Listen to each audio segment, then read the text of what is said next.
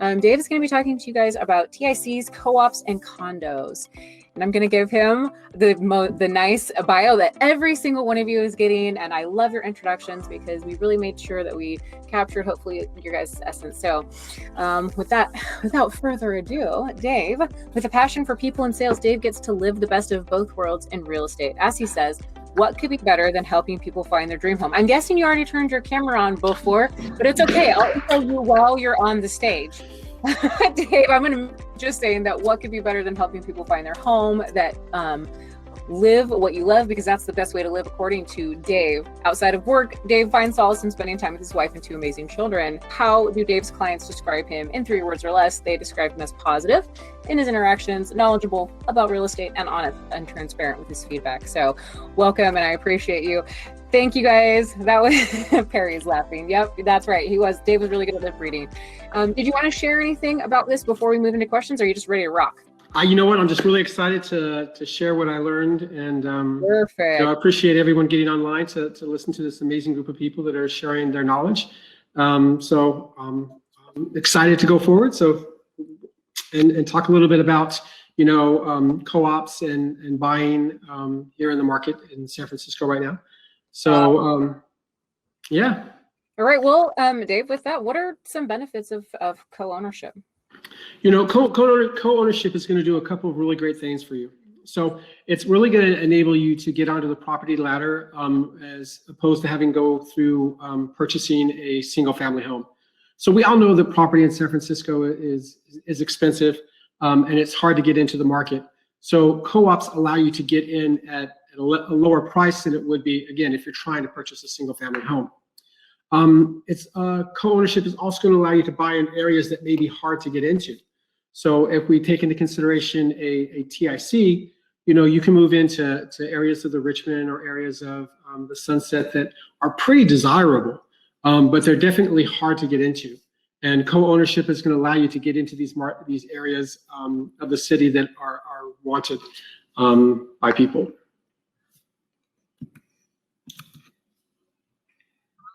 I knew I was on mute that time, Dave. I didn't need you to tell me. You guys, I do this all the time. You would think that I remember. I swear. I think it's one of those things that when you do it all the time, you get used to putting yourself on mute so that you guys don't hear if I've already heard some of my email notifications. I want to make sure that they're not coming through, and then I forget because I'm trying to be so nice. So I appreciate you, and that was great information, Dave. Really, really great. So, what would you say some of the risks are, and how can someone protect themselves in this specific area? So, I mean, we can talk about the risk, and the biggest thing to challenge the risk that I'm going to bring up are going to be planning. So if we take into consideration, purchasing a TIC, finding financing for a TIC can be challenging. There are a limited number of banks that support fractional ownership. So getting finance with them, it carries some risk in the sense that it's harder to qualify. You may need a little bit more down. You may have a more difficult time selling the property at some point because of the challenges of a TIC or selling a co-ownership type of property. Other risks are going to be, you're going to need a higher down payment, maybe a little bit harder to qualify. So those are the challenges that we face when we talk about co-op. But everything can be alleviated by planning. So, if we know that we're going to look into purchasing a co-op, a TIC, or a condo, and we're going to plan on selling at a later date, we want to go ahead and start putting a game plan in place. So if I know I'm going to have to refinance in 6 years or 5 years, want to make sure that I have the funds put aside. Want to make sure that I know what the anticipated wait time is going to be. So it really comes down to planning. Making sure that we're ready for the challenges that we may face coming up. I love that answer, but for all intents and purposes, Dave, can you tell us what a TIC is? TIC is tenants in common. So basically what that means is that we can take a duplex. And so there's one deed for the duplex and you own a percentage of the property. So in most cases, what you're going to see is the people on the top floor are going to own a higher percentage of the people on the bottom floor because the value of that top floor is greater than the value of the bottom floor. But it is a one deed type of thing. You just share in the ownership of the property with somebody else. So we call it tenants in common. Fantastic. Okay. Sunny's saying TIC over there. Oh, they're great. Yeah, awesome. Love it. Well, you've already been sharing with us a little bit about TICs and co-ops. If there's something that you'd like to add, we're all here for that. We'd also like to know what the difference is between them and condos. So in San Francisco, what we're going to see is we're going to see a couple of different things. So we're going to see TICs. We're also going to see a different type of co-ownership, which is called I'm sorry, losing my train of thought there for a second. It's going to be like a co-op.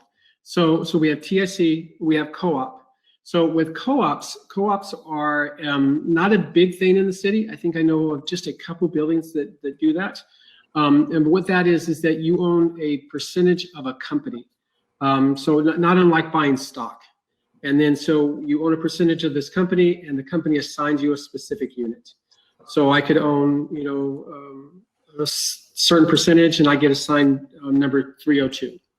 But like condos, you're also going to have an HOA. So HOAs are going to, homeowner association that you would assume as part of condos, but you're also going to have that with a co-op.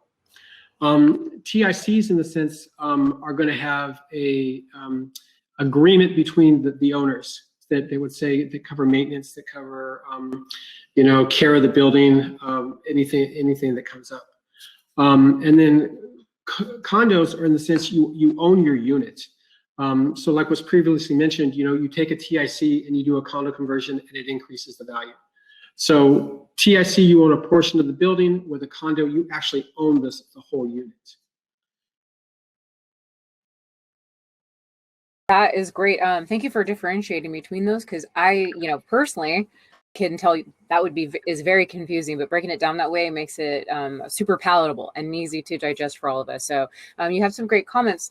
Priscilla said she just came across this in San Francisco, and the information that you're giving right now is so helpful. So she really appreciates you, and I was responding to that. So thank you. We're going to get to your last question. We've got some Q&A questions coming up. So if you guys have some questions about this, because I'm guessing just like me, your wheels are turning and you have some questions that you might want to throw in the chat for Dave, go ahead and give them and put them over in that Q&A, and we'll get to them because I'm sure that there may be something that somebody would like to ask. So Dave, there is a huge inventory of condos right now, or at least that's what we've heard. Would you recommend purchasing a condo at this time? Well, absolutely. I mean, I think this is, especially in San Francisco, it's always a good time to buy. But, with the San Francisco, with the inventory increasing, this is really turning into a buyer's market. So buyers are going to have the availability to negotiate a better price on some units that maybe 6 or 7 or a year ago would have been out of their price range. We also have the advantage of having, near record low interest rates. So now we have a competitive market for buying property. We have lower interest rates. So it's in those two factors together really make it a great time to look into purchasing a condo. So we've got 2 questions in the Q&A right now, and we're going to get to those too. If you don't leave your question in the Q&A here in the next minute, we're probably not going to get to it because we're just a little bit behind, and we're going to move. I knew a third one. We're going to move to the next presentation after this, so we can make sure that we're still caught up on for our guests. But I'm loving your information. So the first one, Dave, is from Dino. It's how much DP do you need, and which lenders qualify these deals? So when we start talking about TICs, there is a limited number of banks that support TIC loans as well as co-op. Mm-hmm. Limited number of those, and they do require, it's what they call a fractional loan, and they do require a higher down payment because it is more of a risk. As the second thing, are there special loans required for TICs? Definitely. So they're called fractional. A number of years ago, they were a little more difficult to get, and less banks participated in this type of financing. But this time of year and this time of date, there are more banks participating in it. It just can be a little more difficult to get it done. Awesome. Well, our last question from Sunny is, what are some of the advantages of owning a condo or a TIC versus a single family house or home? Well, again, it's all going to be about cost. Single family homes are going to be a lot more expensive, especially here in the city. Moving into a TIC or moving into a condo is going to give you the advantage of getting in at a lower cost point. And the great thing about, TICs in particular is that the way I think about it is, there's areas, TICs are usually going to be between 2 and 5 units, and anything between 2 and 5 units could be TIC. Once you go above 5 units, it has to be a condo. So you're going to have more of a selection of TICs in more desirable areas. Then you have the added advantage of, that was mentioned earlier by Sabina, is that converting that unit to a condo. So we can go inside, we can purchase a TIC, as long as all the owners that are in the building live it for greater than a year, we can start considering condo conversion. Once we do a condo conversion, the value of the property increases a great deal. Wow. So it's a great idea for people looking at TICs to go around that condo conversion route. You're gonna get a higher profit than you would if you went for just single family. Fantastic. Awesome. Well, we appreciate all those answers because that was phenomenal information. I hope that whatever you get to do with your recording for this later, you get to keep it and make sure that you can share this with everybody else because, wow, fantastic information. We appreciate you, Dave. No reason for you to even stress about what you presented because it was so well done and everybody said great value add and great information. So thank you, Dave.